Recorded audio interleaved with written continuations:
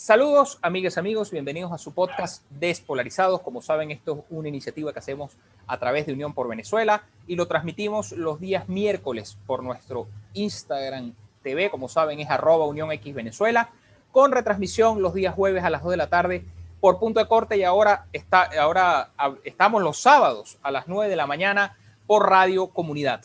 El día de hoy, aprovechando que el lunes 28 de junio fue el Día del Orgullo LGBTIQ, tenemos a una invitada muy especial, que es la profesora Tamara Adrián. Ella es activista por los derechos de esta comunidad y adicionalmente es diputada de la Asamblea Nacional electa en el 2015.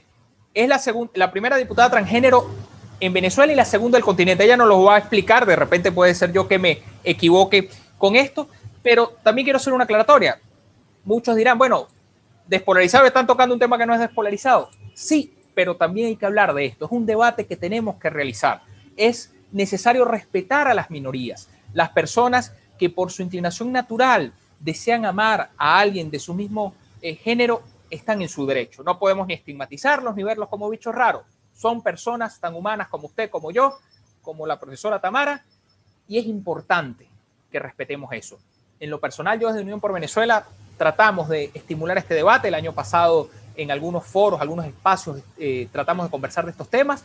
Queremos volver a insistir en esto por la importancia, por el respeto y además mostrar la diversidad de nuestra sociedad, que es lo que al final es nuestro objetivo como organización. Profesora Tamara, disculpe esta introducción. Lo primero que quiero preguntarle: ¿por qué celebrar un día del orgullo LGBTIQ?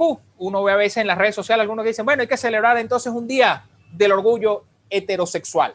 ¿A qué se debe eso?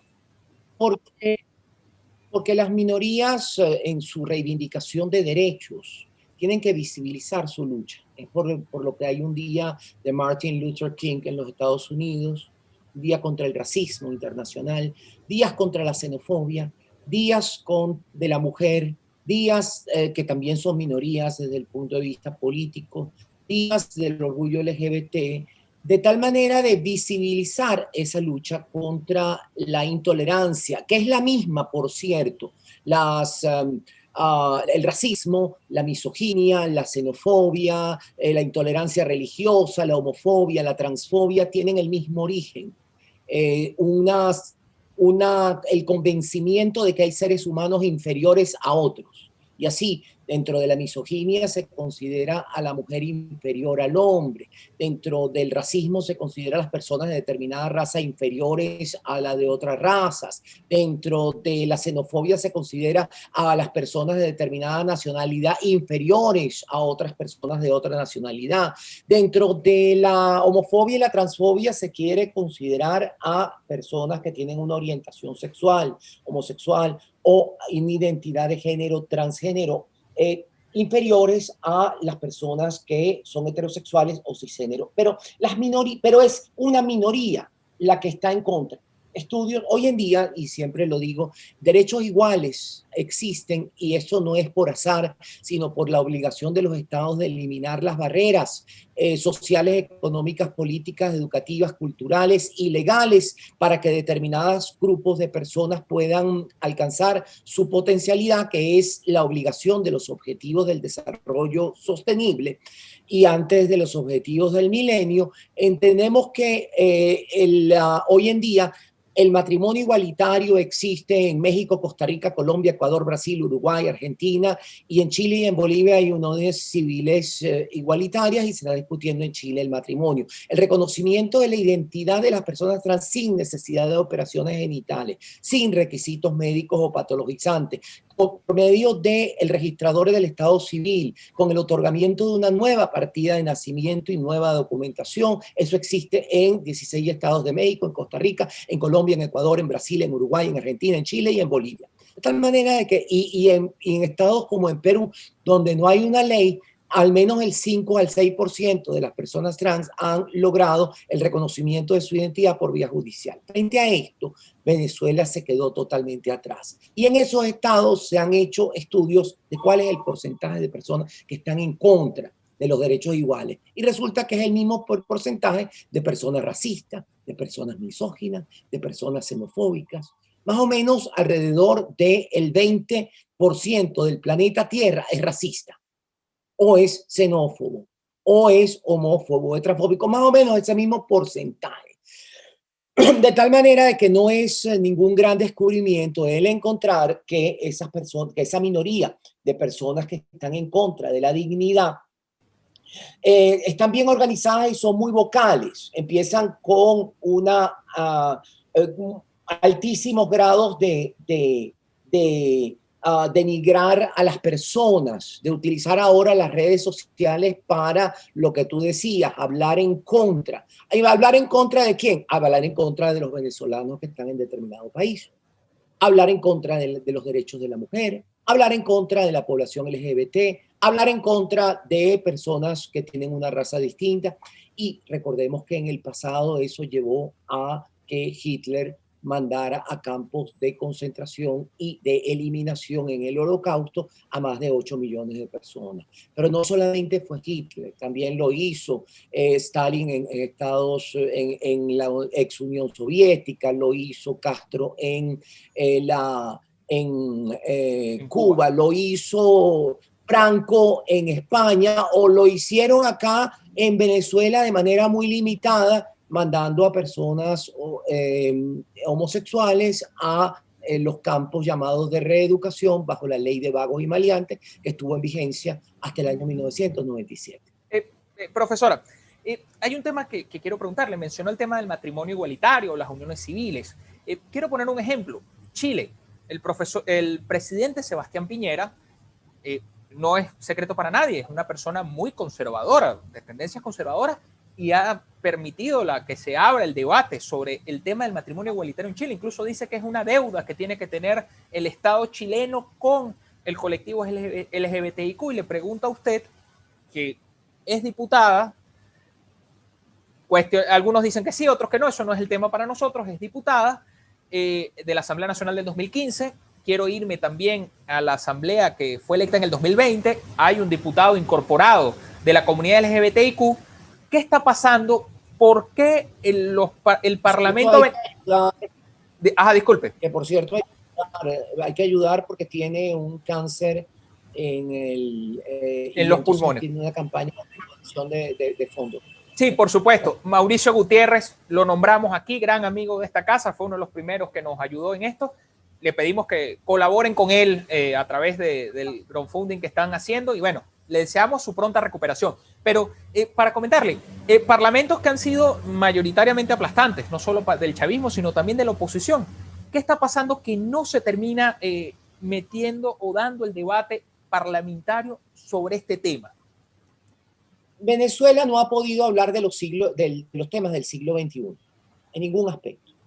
No hemos hablado de los objetivos del desarrollo sostenible, no hemos hablado del derecho a la muerte digna, no hemos hablado de la interrupción voluntaria del embarazo, no hemos hablado de los derechos de la población LGBTI, no hemos hablado de la superación de la pobreza para las mujeres de manera efectiva y no propagandística, no hemos hablado de los derechos de los adultos mayores de manera adecuada, no hemos hablado de nada que tenga que ver con los que son los retos del siglo XXI.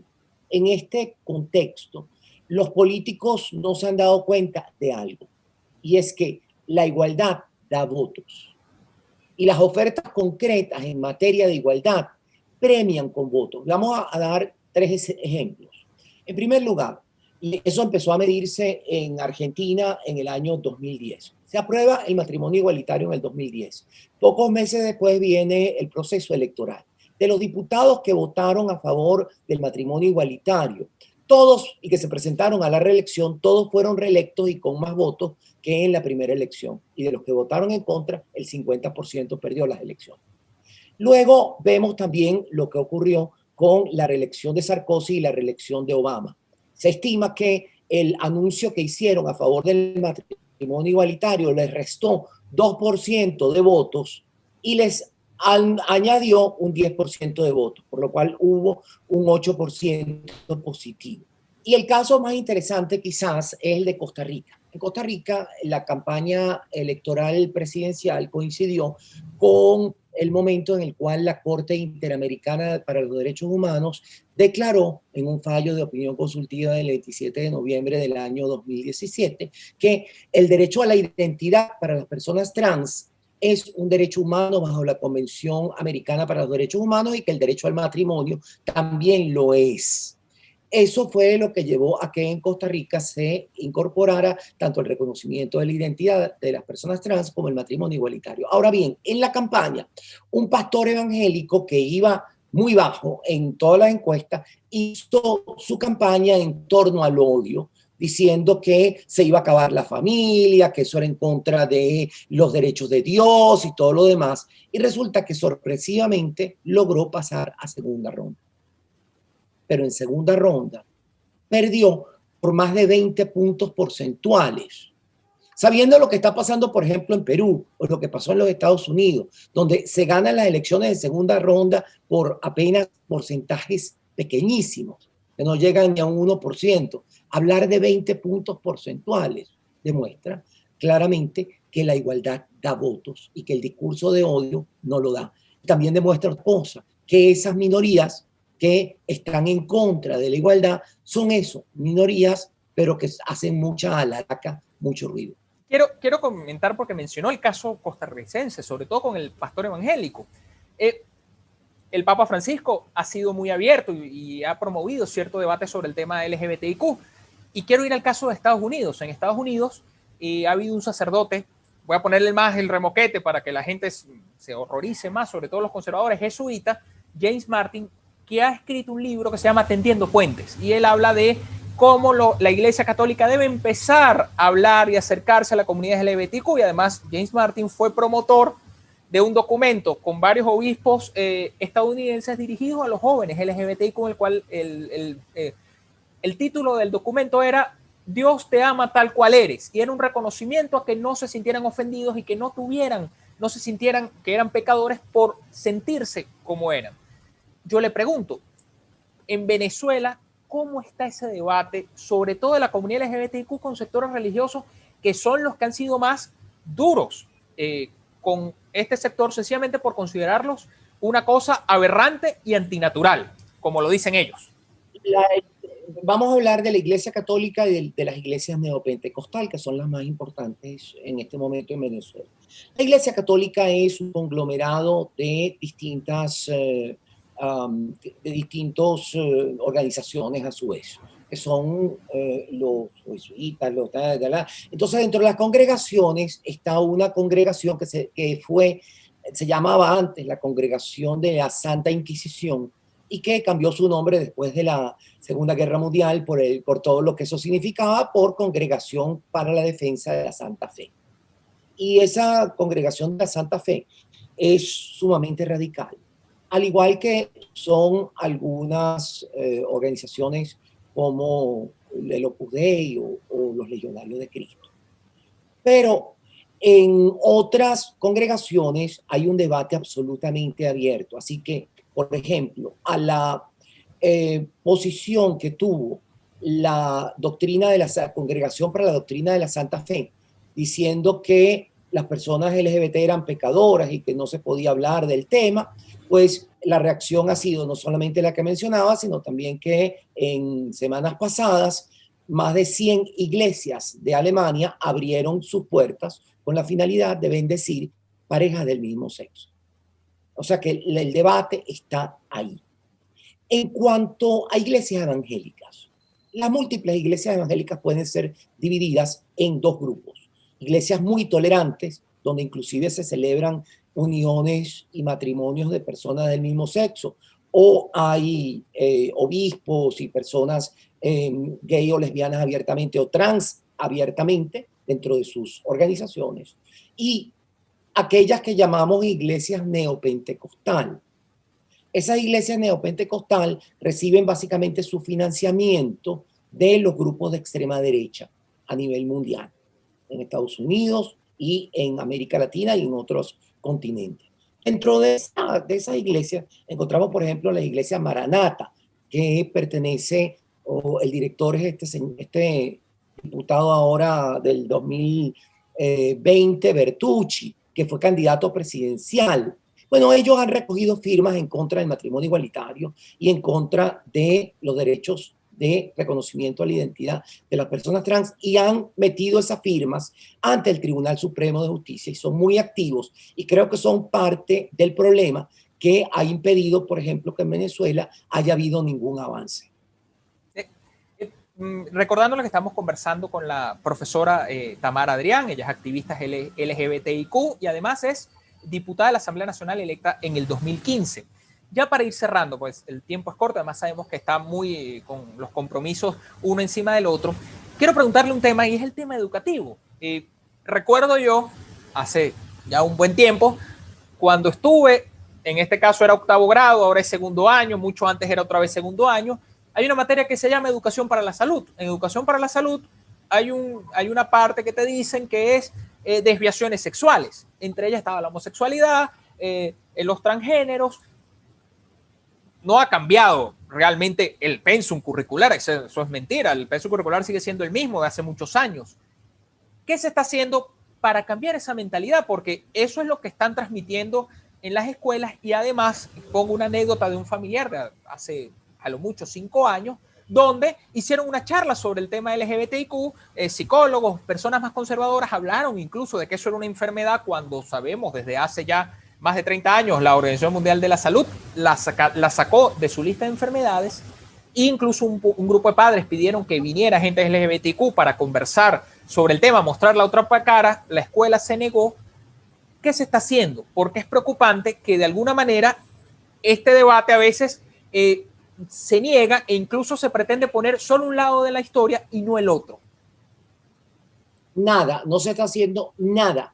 El discurso homófobo y transfóbico se mantiene en los colegios, la educación sexual y reproductiva es inexistente y la educación para la diferencia y el respeto es indiferente. Eso lleva a que, desafortunadamente, en un estudio que hicimos en el año 2019, observamos que el 62% de los hombres gay, el 68% de las mujeres trans, el 90% de las personas, de los hombres trans, han considerado el suicidio en el ámbito de los liceos por el bullying.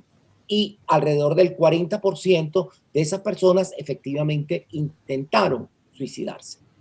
Es un tema altamente preocupante. Y el Estado venezolano no ha hecho nada, absolutamente nada. No hay leyes de igualdad, no hay políticas públicas de inclusión, no hay políticas de educación.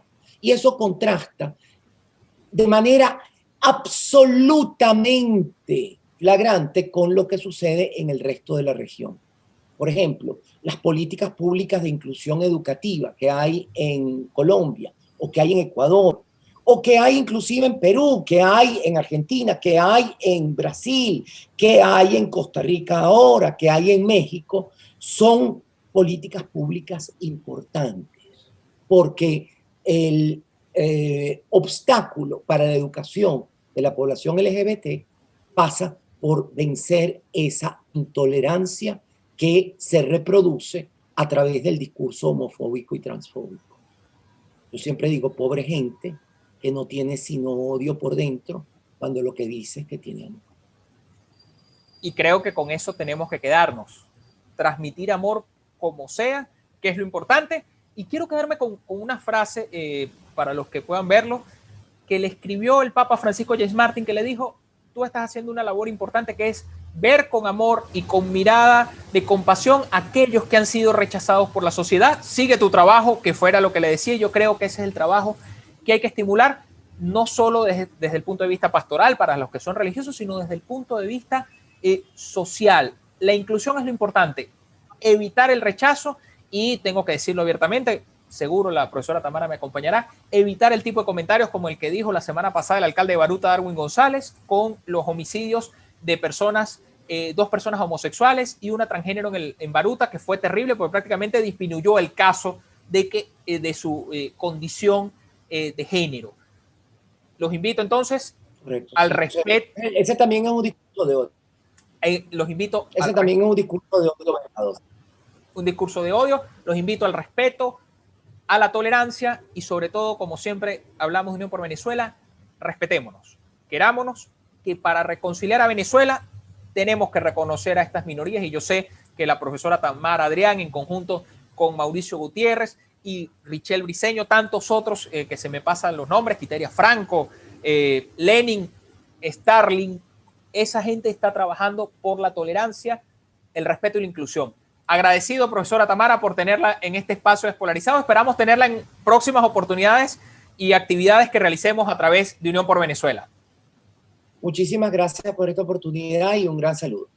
Saludos. Amigas, amigos, ha sido todo por hoy en nuestro espacio Despolarizados. Recordándoles que nos vemos la próxima semana, como siempre, los miércoles 8 de la noche, jueves 2 de la tarde a través de Punto de Corte y ahora los sábados 9 de la mañana por Radio Comunidad. Nos vemos la próxima semana.